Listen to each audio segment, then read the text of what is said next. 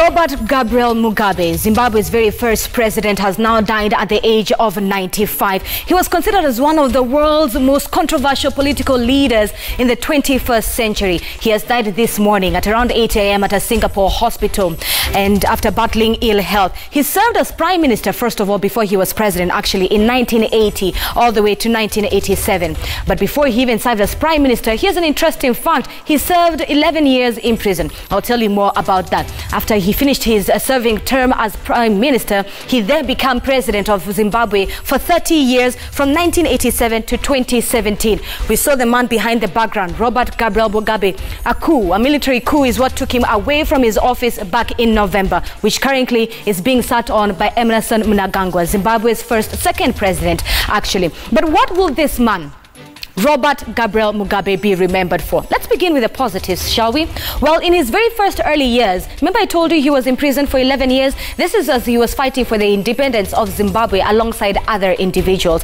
Apart from that, he ended the minority rule of white people in Zimbabwe, getting back majority of the land from Zimbabwe, getting land from white minority to Zimbabweans as well. Nevertheless, during his early years, Mugabe was also praised for broadening health as well as education to the majority, the black people, the Zimbabweans as well, after a while. Nevertheless, Mugabe will be remembered also as a tyranny, a leader whose very many people questioned his brutal tyranny leadership. The economic ruin, the Zimbabwe economic ruin to be specific. We've seen moments where they've used their very own dollar, and at times, like right now, they're using the US dollar. At some point, Zimbabwe was known as the breadbasket for the southern part of the African continent. Later on, the economy began to dwindle. In 2000, the economy was in shambles. In fact, in 2009, early 2009, they printed the very first 100 trillion Zimbabwean dollar. That's how you know how bad the economy was for Zimbabwe.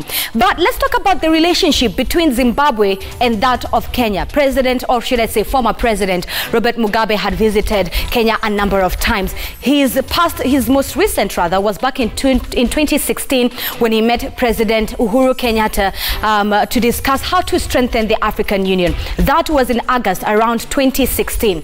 Before that visit, another very important visit that President Robert Gabriel Mugabe made to Kenya was when he was coming to visit then President Moi. Why?